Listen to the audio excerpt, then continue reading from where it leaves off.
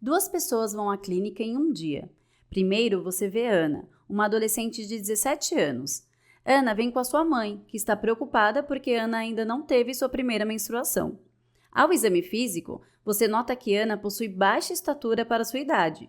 Além disso, ela possui um pescoço e tórax largos e seios pouco desenvolvidos, com mamilos bem espaçados. Você decide realizar um exame de sangue que revela baixos níveis de estrogênio e altos níveis de FSH e LH.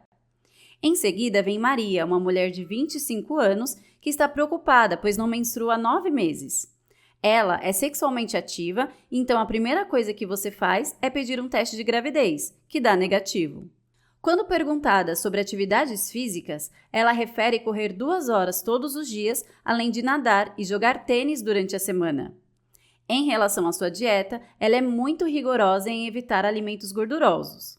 Ao exame físico, você percebe que Maria está abaixo do peso, e um exame de sangue revela baixos níveis de estrogênio, LH e FSH.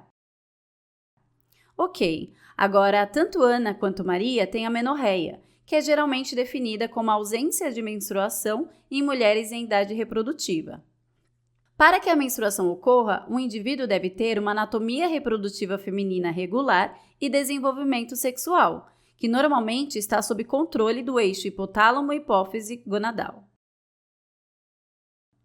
Primeiro, o hipotálamo secreta o hormônio liberador de gonadotrofina, ou GnRH, que vai para a hipófise anterior estimular a liberação dos hormônios gonadotróficos, que são o hormônio luteinizante, ou LH, e o hormônio folículo estimulante, ou FSH. LH e FSH, então, estimulam as gônadas a produzir hormônios sexuais.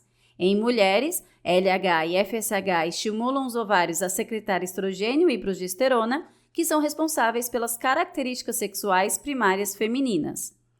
Estas são as mudanças necessárias para a reprodução, incluindo menstruação, ovulação e desenvolvimento uterino. LH e FSH também são responsáveis pelo desenvolvimento de características sexuais secundárias que não são necessárias para a reprodução, como o desenvolvimento dos seios, alargamento dos quadris e crescimento de pelos, principalmente nas axilas e áreas genitais. Agora, uma vez que os hormônios sexuais fizeram seu trabalho, eles sinalizam o hipotálamo e a hipófise para inibir a secreção de GnRH, FSH e LH. A menarca, que se refere ao primeiro período menstrual, ocorre durante a adolescência precoce ou puberdade, geralmente até os 15 anos de idade. Após a menarca, o ciclo menstrual recorre mensalmente, até que a pessoa atinja a menopausa, pausando apenas durante a gravidez. O ciclo menstrual mensal pode variar de duração de 20 a 35 dias, com uma média de 28 dias.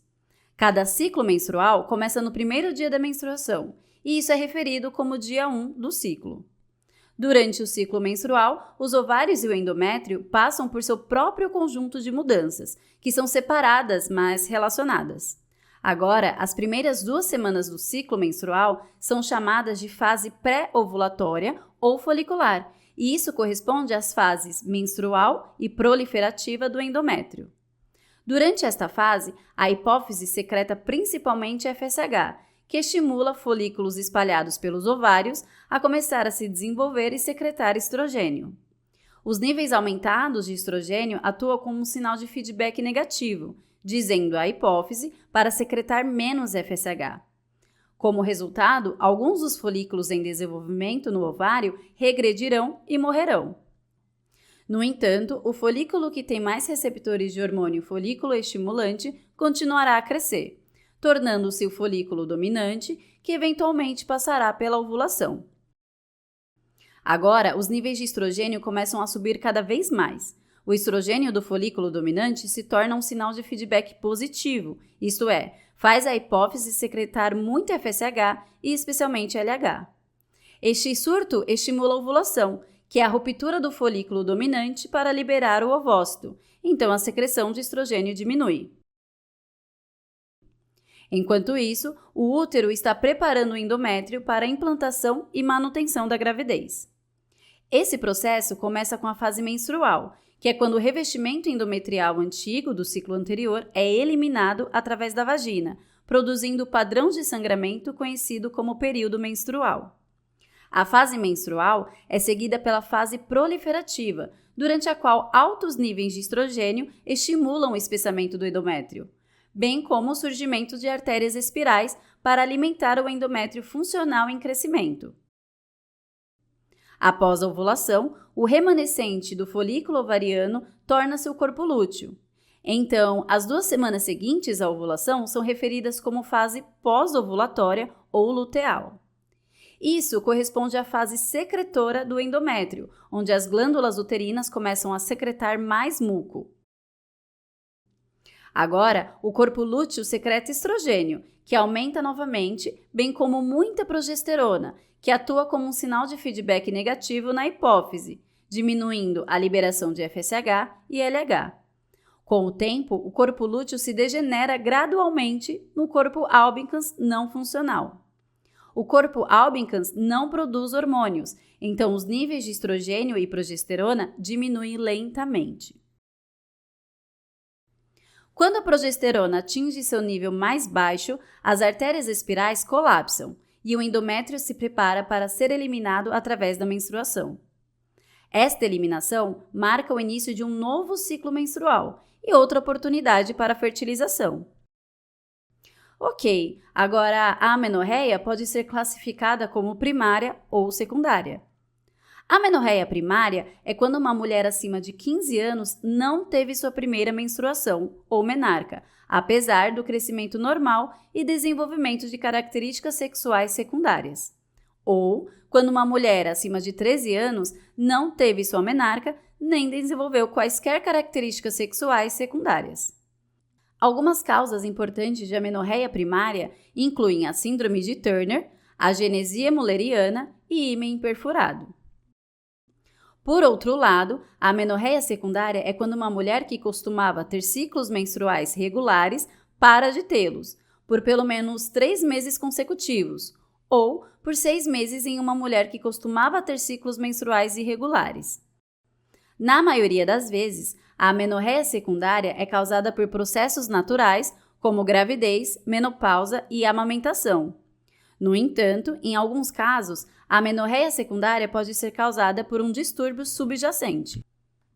A amenorreia secundária é um desequilíbrio hormonal em qualquer nível do eixo hipotálamo-hipófise ovariano, como amenorreia hipotalâmica funcional, hiperprolactinemia, síndrome dos ovários policísticos ou insuficiência ovariana prematura. Outros distúrbios hormonais que podem causar amenorreia secundária incluem a síndrome de Cushing, que é um distúrbio endócrino que envolve altos níveis de cortisol, bem como distúrbios da tireoide, como o hipertireoidismo, em que a glândula tireoide produz hormônios tireoidianos em excesso, ou hipotireoidismo, onde a tireoide não produz hormônios suficientes. Agora, tenha em mente que todos esses distúrbios subjacentes também podem ocorrer antes da menarca, caso em que levariam à amenorreia primária. Certo, então vamos mergulhar nas causas da amenorreia primária. A causa mais comum é a síndrome de Turner, que é caracterizada por um cariótipo de 45 cromossomos com apenas um cromossomo X.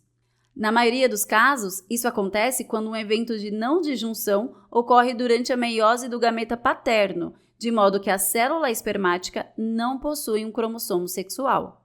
Por outro lado, se a não disjunção ocorre após a formação do zigoto durante a mitose, o resultado é um cariótipo mosaico, significando que algumas células são 45X e outras são 46XX.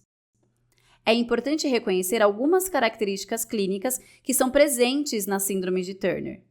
Primeiramente, bebês podem ter uma variedade de malformações congênitas. Isso pode incluir um rim em ferradura, que é quando os 2 rins se fundem na parte inferior, formando um formato de U, bem como anormalidades cardiovasculares, como válvula aórtica bicúspide e coarctação ou estreitamento da aorta, que são as causas mais comuns de morte na infância. Outro achado muito comum em bebês são defeitos linfáticos, como linfedema ou inchaço das mãos e pés. Muitos também desenvolvem um higroma cístico, que é um inchaço anormal na parte de trás do pescoço do bebê devido ao acúmulo de líquido linfático, que eventualmente diminui com a idade. Isso muitas vezes deixa pele extra no pescoço, chamada de pescoço alado, que é mais largo que o normal. Além disso, indivíduos mosaicos com algumas células 46XY têm um risco aumentado de gonadoblastoma, que é um neoplasma complexo de componentes gonadais. O cromossomo X também carrega genes que são importantes para o crescimento e desenvolvimento de tecidos por todo o corpo. Um desses é o gene homeobox de baixa estatura, SHOX para abreviar. Então, ter uma única cópia do gene SHOX resulta, como você adivinhou, em baixa estatura. Outras características incluem um peito em forma de escudo, quando o indivíduo tem um peito largo e mamilos amplamente espaçados. Características adicionais incluem metacarpos ou dedos anelares encurtados, orelhas baixas e braços que se viram para fora nos cotovelos, também chamados de cúbito valgo.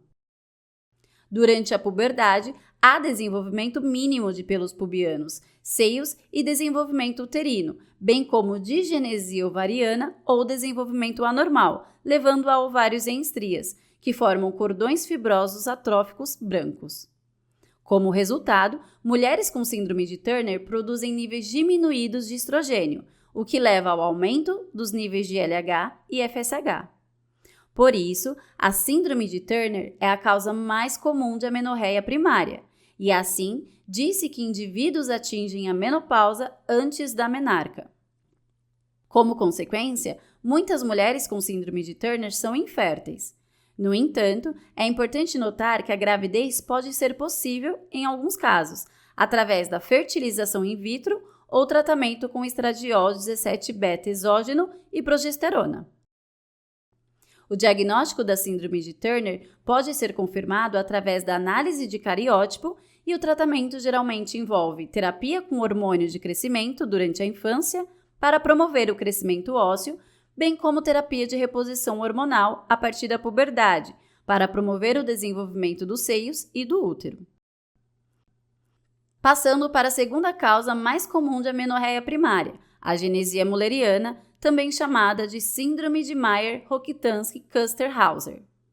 Normalmente, durante o primeiro trimestre da vida fetal de um bebê do sexo feminino, há um par de ductos, chamados ductos paramesonéfricos ou mullerianos, que se desenvolvem no útero, colo do útero e 2/3 superiores da vagina.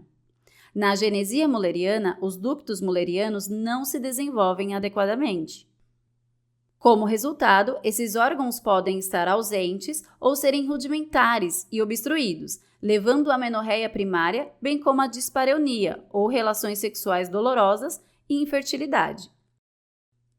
No entanto, os ovários se desenvolvem normalmente e o eixo hipotálamo-hipófise ovariano funciona perfeitamente. Portanto, indivíduos com agenesia mulleriana têm características sexuais secundárias totalmente desenvolvidas, e essa é uma diferença chave em relação à síndrome de Turner. Para o diagnóstico de agenesia mulleriana, um ultrassom pode mostrar se há anormalidades anatômicas envolvendo o útero ou a vagina, e o tratamento geralmente visa corrigir algumas questões anatômicas usando dilatadores vaginais ou cirurgia. Outra causa rara de amenorreia primária é o ímen imperfurado. Tipicamente, o ímen é uma membrana fina em forma de meia-lua que cobre parcialmente a abertura externa da vagina. Agora, um ímen imperfurado resulta quando as células epiteliais centrais do ímen falham em degenerar durante o desenvolvimento fetal. Isso deixa uma membrana imenal que cobre completamente a abertura vaginal, bloqueando-a. Ao nascer, o ímen imperfurado pode causar o acúmulo de muco vaginal, fazendo a membrana imenal se projetar para fora. Felizmente, isso geralmente se resolve sozinho. O sintoma mais importante ocorre durante a puberdade, quando há amenorreia primária porque o sangue menstrual não pode fluir para fora da vagina. Como resultado, o sangue menstrual se acumula na vagina, também conhecido como hematocolpos. Essa membrana imenal pode se apresentar como saliente e azulada. O que é importante notar aqui é que os indivíduos experimentam cólicas menstruais recorrentes e dor abdominal ou pélvica, já que têm um ciclo menstrual normal. Para confirmar o diagnóstico, um ultrassom pode ser feito para detectar hematococos. O tratamento é com incisão cirúrgica do ímen. Agora, vamos dar uma olhada em algumas causas de amenorreia secundária. Uma causa natural que você deve absolutamente lembrar é a menopausa, que é a interrupção permanente dos ciclos menstruais. Para ser mais específico, a menopausa é diagnosticada oficialmente após 12 meses de amenorreia, então quando um ano inteiro passou desde o último período menstrual. Isso geralmente acontece por volta dos 50 anos, mas tenha em mente que pode ocorrer mais cedo em fumantes. Agora, a menopausa geralmente é precedida pela perimenopausa, que é um período de transição que normalmente dura cerca de 4 a 5 anos. Durante a perimenopausa, os ovários têm muito menos folículos funcionais, então pode haver ciclos menstruais anormais, caracterizados por períodos irregulares ou perdidos.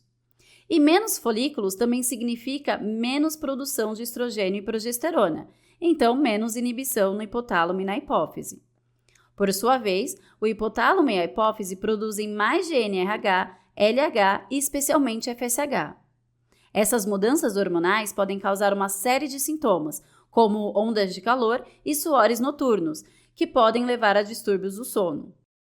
Além disso, os indivíduos podem experimentar atrofia vaginal e secura, que podem levar à dispareunia, bem como o hirsutismo, que se refere a um crescimento excessivo de pelos corporais em um padrão masculino, que envolve principalmente o rosto, peito e costas. Finalmente, o estrogênio normalmente tem um efeito protetor, tanto no sistema cardiovascular quanto no esqueleto. Portanto, baixos níveis de estrogênio podem levar a complicações como doença arterial coronariana e osteoporose. A boa notícia é que o corpo pode se ajustar às mudanças hormonais, então elas realmente desaparecem por conta própria após alguns anos. Enquanto isso, a terapia hormonal da menopausa pode ajudar a aliviar esses sintomas. Mudando de assunto, a amenorreia secundária também pode indicar que há um distúrbio subjacente, especialmente se ocorrer antes dos 50 anos. Uma causa muito importante de amenorreia secundária é a amenorreia hipotalâmica funcional, onde o hipotálamo falha em secretar adequadamente o GNRH de maneira pulsátil.